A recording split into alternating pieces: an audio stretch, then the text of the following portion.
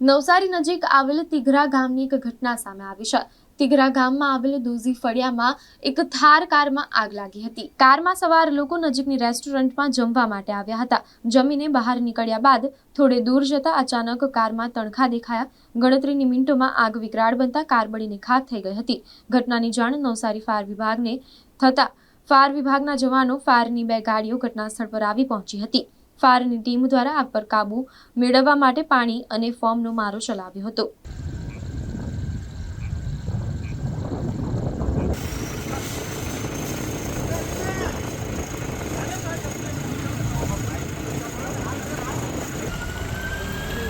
आग का लागेली